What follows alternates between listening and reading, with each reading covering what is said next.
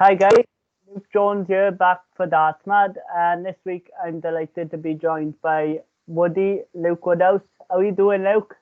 Yeah, not too bad, thank you. Thanks for having me on. Yeah, no problem at all. I'll come on to the recent summer series in a moment. Yeah. But obviously during the pandemic, you played in the summer series. Yeah, in the home tour, yeah.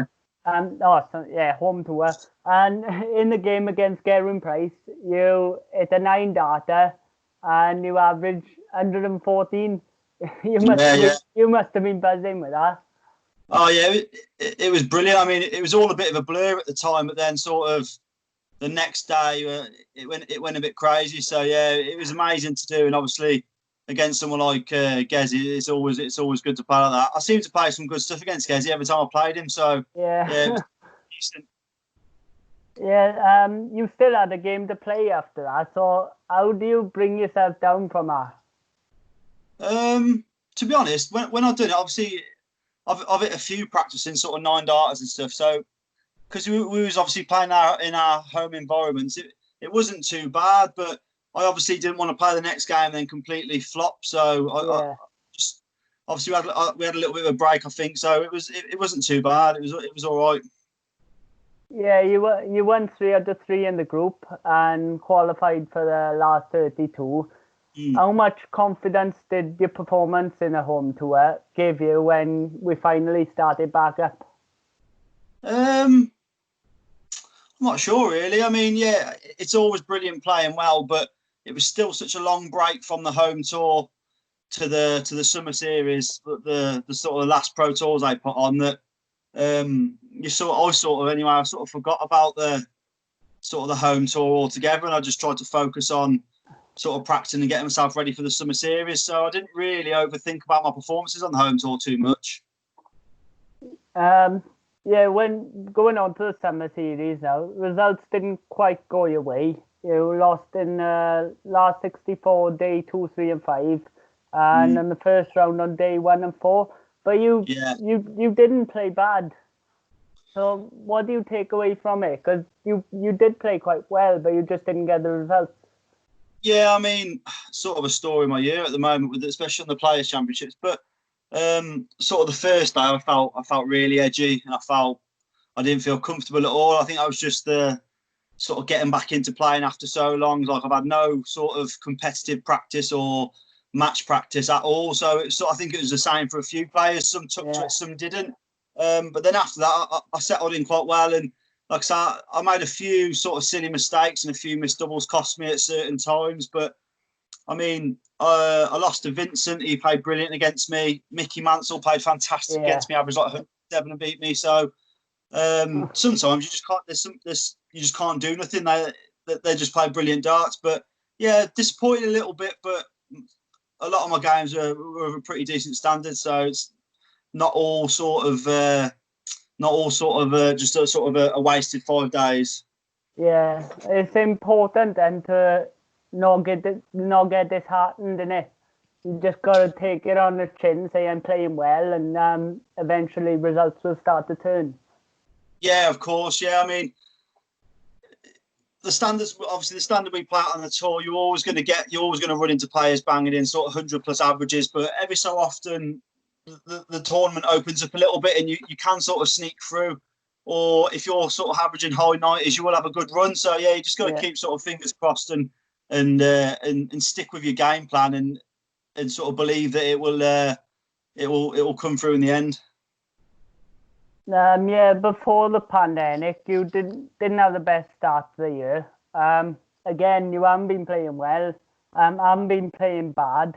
You've lost to the likes of Michael Smith, where you average 104. Gezi Price, where you averaged 99 and you missed match darts to beat him. Nathan Aspinall, where you averaged 97 and lost. So again, how important is it just to admit that you played well, you didn't get the result?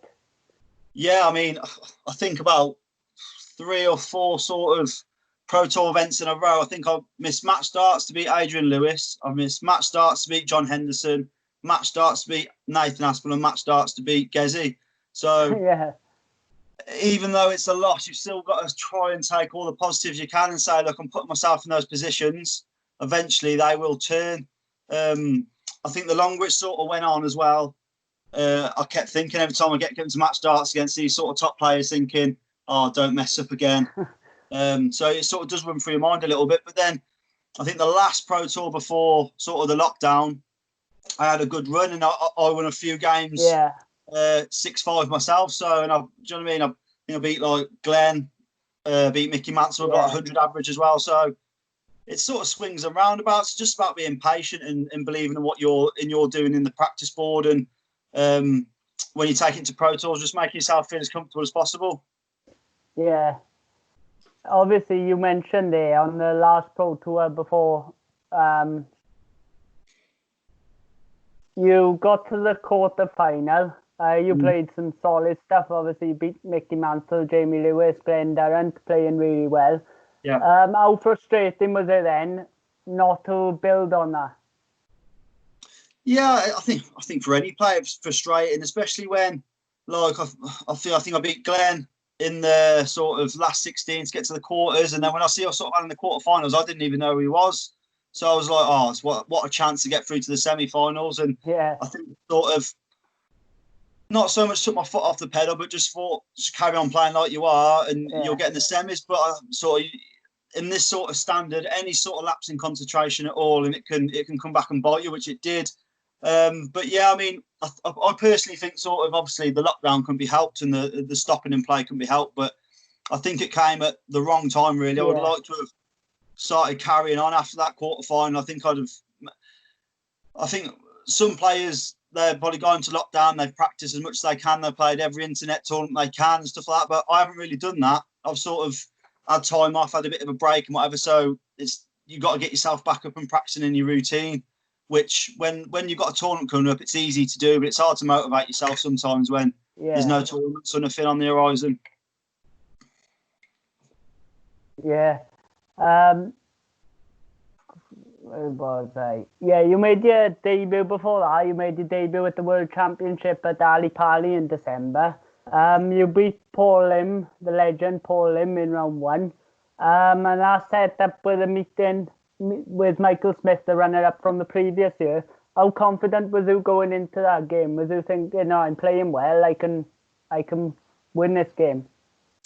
To be honest, it was such a quick turnaround, obviously, after beating Paul. And obviously, I always believe I can win any game going in, but with Michael getting to the final the year before, I knew I had a massive sort of task against me. I mean, I played some really good stuff. He wasn't quite firing on all cylinders, but that's what darts is about sometimes. It's about just getting in there, taking your chances and just beating what's in front of you. But I felt so comfortable playing at the Ali Pali, even in my first round game against Paul, really. Which in itself was quite a big game because the crowd loved Paul Lim. He's obviously played in the World Championships before I was born. He played in the World Championships, so that was a tough game in itself. But yeah, I mean, I'm not going to lie and say I thought I was going to stand up and I was going to beat Michael, but I knew if I go and play sort of the same way I did against Paul, I'd have had a sort of every chance of beating him, and luckily I come off with a win. Yeah, and that's got to be perfect first game for you, really, because the crowd are going to so it gives you a good test then, doesn't it, to see how you can manage with it against you, really.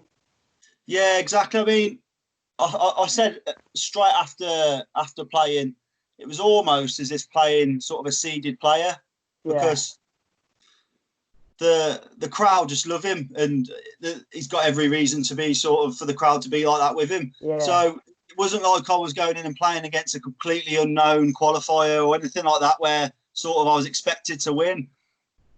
All the talk was Paul Lim before, so it probably done me a bit of good not sort of being even sort of put into winning the game. No one was speaking about me winning. It was all sort of Paul Lim's so-and-so World Champions. I think so. The year before, did he miss a 9-darter? So that was played quite a lot against Gary. Yeah, I think against Gary, So that was a tough game in itself, like I said before. But yeah, it was nice to come through it. I felt comfortable, and going into the game against Michael gave me loads of confidence. Yeah, so when it comes to that game against Michael, you played brilliant stuff. You 1-3-1, you averaged just under 98. Are you then thinking, I can do something here, I can go deep? At the time, I was thinking, wow, because I knew the people that I was going to be playing, they hadn't even played yet. So I think it was like the winner of Josh Payne, Diogo Portela, and they had gone to play Dimitri. So I thought, Yeah, if I can sort of play like that, then any game's winnable when you sort of play like that. You don't know how the other player's going to play. If they go in average sort of high hundreds, and there's not a lot you can do anyway. But no, averaging no, sort of 98-ish, you're always going to give a good account of yourself. But yeah, obviously, sort of circumstances, I wasn't very well going into the game against Dimitri, and I had the flu. Well, what I thought was the flu. So my preparation wasn't brilliant, and even on the day, I wasn't very well either. But it's just one of them things. I can't help something that's out of my control, and I was just happy sort of to get to the last 32. yeah. Coming on to the game with Dimi, you gave a good account to yourself given the circumstances. You went down 4-2, even though Yeah. you wasn't feeling well. It must have been really disappointing though, and going into probably the biggest game of your life, and you know you're not at full health. Massively. I mean, in the day, like in the day before and the day of the game, I just knew it wasn't going to go very well. I could just tell that I wasn't right. I tried to sort of kid myself that I was all right. I'll be all right. I'll be fine when I get there. Yeah. And then I had something wrong with my sinuses, or my throat was blocked. I was in a real bad way. So all my balance and sort of everything was out. So I knew it was going to be tough. And I mean, I think if you look back at the walk-ons, I even sort of trip up the first step walking onto the stage because all my depth and everything was completely out. I had a few darts where they go like by the ball when I was going for treble 20 and stuff like that. So yeah, it was very tough. And I come off the stage after and I sort of broke down a little bit because I was just not disappointed I'd lost, but disappointed that the sort of fair chance was taken away from me. I'm not saying I definitely would have beaten it because it might not I might not have won anyway. But like you say, for probably the biggest game of my career so far, to sort of have that sort of half taken away was disappointing. Yeah. On the other hand, no, you still averaged, I think it was about 90. So Yeah. you must have taken some sort of confidence from that, considering you Yeah. was really under the weather and you could still play to that level. Yeah, I mean, I sort of come off after the next sort of few days, and I watched the game back. And I mean, if you look back, I mean, I missed one dart to make it 3 sets all. I mean, if I'd have hit that dart, who knows? The last set could have gone either way. Dibby might have started to think about it a little bit, or I might have just really just took the game by the scruff of the neck. But yeah, I mean, I was happy just to win a set, to be honest, on the stage, because I went 2-0 down. I just thought this is completely getting away from me here. But yeah, I mean, it's every time you play a game, it's a learning experience. But to be able to sort of hold myself together as well as I could in that sort of predicament was good. Yeah. I'll give you my sense now of, well, when you make it back to Ali Pali, that or if you stay fit and healthy, that you can have another good run. Yeah, hopefully. I mean, obviously we don't really know what's going to be happening with all the tournaments for the rest of this year, but at the moment I'm in a decent position to qualify again. And then, like I say, with the experience of last year, I think it will do me a world of good being able to go back this year and know. Like I say, I'd never been to the Ali Pali to watch or anything before, so my first time there was actually playing. So it was a great experience. But obviously, if I can get back again there this year, then it will be. I'll have all the experience from last year to sort of know what to do. Yeah, and you had a good preparation going into it as well, because you knocked me out to the first round of the Players' Championship. I think he was a defending champion at the time, wasn't he? Yes, he was. Yeah. You did go down to Gabriel Clemens in the second round, but obviously beating the player of Darrell's stature, that must have given you huge belief going into Ali Pali.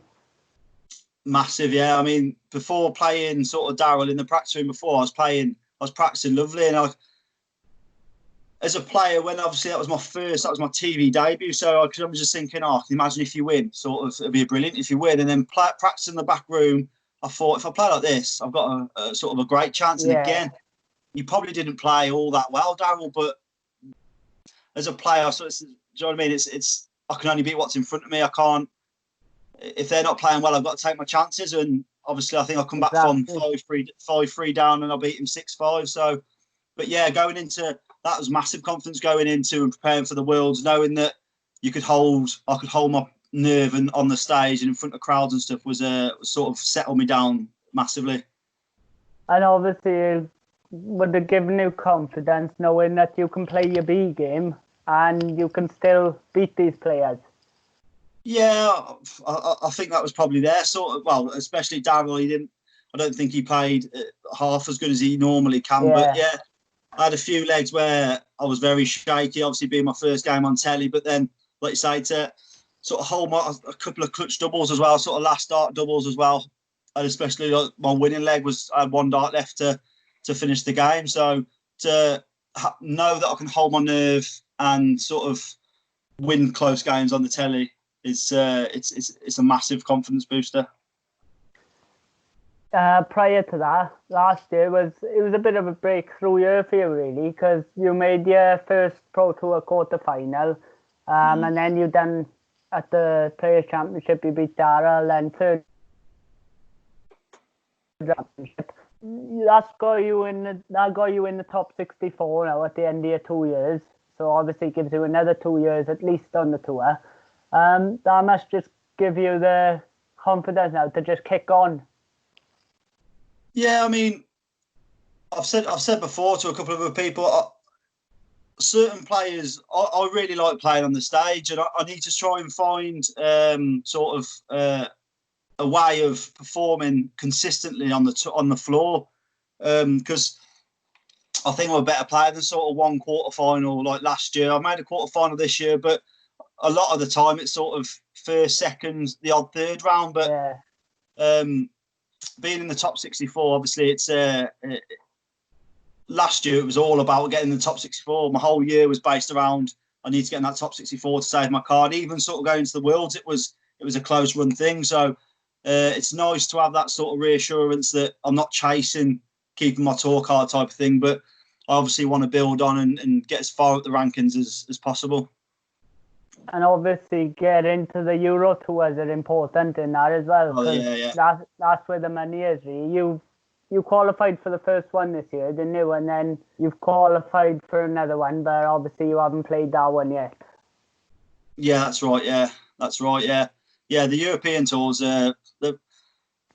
Well, I think a few of the players have called them sort of mini majors before because they are that important. Where you go and win one, or you get to a final one, it can open up your whole year and it can qualify. I think Jamie Hughes did it last year, where he won one and it qualified him for everything for the year. So you're looking at like you win one of those and it's going to bump you up the rankings just purely through sort of prize money gain from qualifying for all the big tournaments anyway. So they are huge. Like the money's massive at the European tours. And you got that practice in front of, like when you go to Germany or Holland and you play against a German or Dutch player. So you got that practice in front of a hostile crowd to see how you can manage. Yeah. You get. They're not too bad. They're obviously always going to support the local player and whatever. But it's part. I don't take it as sort of anything personal. I don't try and react to it type of thing. I just think if you're playing someone in Germany and they're German, you already know what's going to happen. So you just got to sort of take it with a pinch of salt and sort of use it to your advantage. And I think more pressure's on the home player rather than the player playing them. So, but yeah, it's great practice for sort of especially loud crowds because some of the ones we go to in Germany and stuff, they can be really loud. They got like 4,000 or 5,000 in a not a massive room either, so it can be really loud sometimes.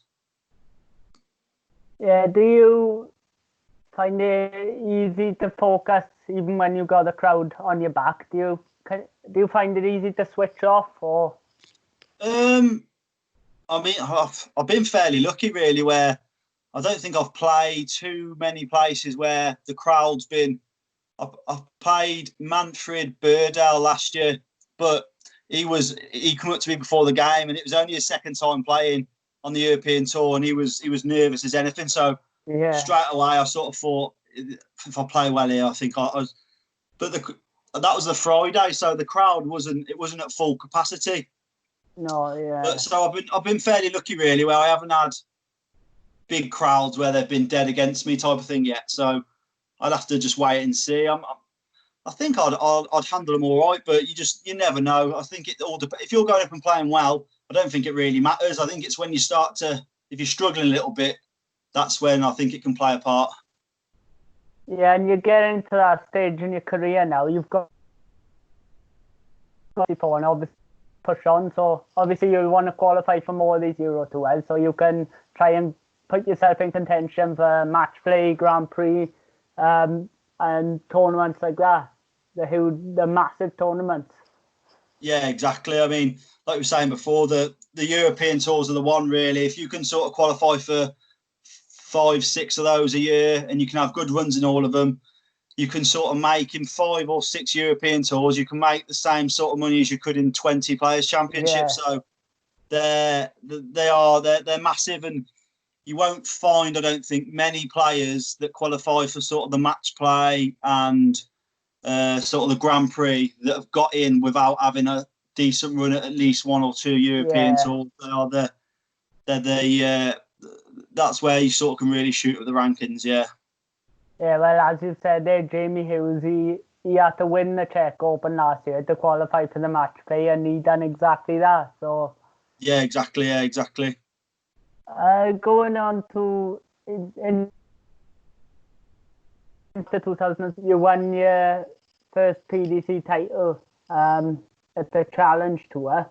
Do you believe now that you can go and win a Pro Tour event in the near future? I hope so. I've definitely got the ability to do it. It's just about whether I can sort of hold my. It's more consistency than anything. Sometimes I'm playing. I can, like the day I got to the quarterfinal before the lockdown, I played lovely all day, and all of a sudden it just went. These top boys, they seem to be able to perform at the high level every single game all day. You can't afford to be getting to, say, like the quarterfinals and then dropping back down into the high 80s, or you're not going to win many quarterfinals like that. So, but I've definitely got the ability. You've only got to look at sort of like Ryan Joyce won one in the summer series. I mean, Ryan's a great player, fantastic player, but not many people would have picked Ryan to win one. So it just shows that anyone on their day, if it clicks all on one day, is capable of winning one. There's been a few players before, the likes of Harry Ward last year. Again, not many people would have picked Harry Ward to win one, but he's shown he's got the ability to play with, sort of beat anyone. So I definitely believe I've got the ability to win one. Otherwise, I probably wouldn't bother turning up to sort of play. I turn up to win. I turn up to win every comp I play in. So yeah, definitely. Yeah, you mentioned Ryan Joyce there. He won a Pro Tour, but he has been playing well the last year or so. He's really started to play well, and you were getting more consistent, and you're showing us you can play at a high level as well. So why can't you do the same thing? Exactly. Yeah, exactly. Right, so I'm going to leave you with one more question, and it's one that I ask all my guests. I'm going to put you on the spot a bit. Who are your top 5 greatest players of all time, going from number 5 right down to number 1? 5 to 1. Greatest or favourite? It's up to you. 5 to 1. 5 you to 1. You can pick your favourite ones to watch, or players you idolised growing up. I used to watch a bit of darts growing up. I used to sort of watch, obviously I think everyone just should watch sort of like Lakeside and stuff at Christmas time, but I always loved Eric Bristow as well, just for his, I think I like players with a little bit of arrogance about them and stuff. I always like watching Bristow. My all-time favourite player growing up was Adrian Lewis. Yeah. So I watched Liverpool and AED, so that's 2. Suppose I've got to put Taylor in there just for his, obviously his dominance, but also his work ethic as well. Taylor was like everything. Even sort of people talked about him practicing just his pass over from one hand to the other. The darts was exactly the same every single time, that type of thing. Who else I really like? Trying to think now. I'm trying to think of someone that's not too obvious. The normal.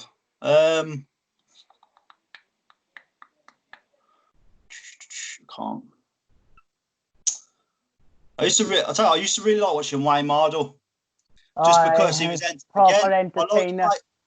I liked players who weren't just getting up and throwing dart. They gave a little something back to sort of the crowd as well. And I mean, if I like listening to Wayne's commentary and stuff now, you can tell he's so enthusiastic about the game as well. Yeah. That's what I like as well. And my other one as well at the time, and because he worked so hard, was Colin Lloyd. I used to really watch Lloydie play. I've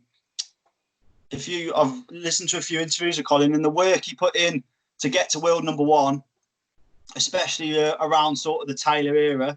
And I think he was at world number 1 for about a year, and that was at the same time that Phil Taylor was about. So to do that was a phenomenal feat in itself. And obviously, he won the world match play, didn't he? He won the world match play as well. 170 finish. Exactly. At the time, there probably weren't many better players around at that time, but I don't really think he got the recognition he deserved. Much being around the sort of Taylor era, he sort of got looked over a little bit. But yeah, fantastic player. I think that's 5. I think that's 5 anyway. Yeah, that'll do me. One quick question before you go. Yeah. I heard Dan this before. Your name Woodhouse. Why didn't you call yourself the Shed? Oh, don't. I've had loads of it. I've had loads of the Shed. Dan Dawson loves it. Yeah, I had Scott Giblin, who is one of the main sort of officials on the PDC. He's called it me for years. Every time you go and sign at the desk in the morning, here comes the Shed type of thing. But it's just not something. It's just not something I've ever thought about. I'm not really too fussed of sort of a nickname type of thing. But obviously, I've been called sort of. I know Woody's a bit boring, but I've been called Woody since I was a kid. So I just stuck with that, and I've gone with that. But yeah, a few people have said about the Shed. Yeah, you're not the only one. That's fair enough. Thank you for joining us, Luke. It's been a pleasure talking to you. I'm hoping, hopefully we'll have more clarification soon of what's happening with the Pro Tour stuff, and hopefully you can do what you do best and get some good runs. Hopefully, yeah. Thanks for having me on again. No worries. Cheers, Luke. No worries. Bye, mate. Bye.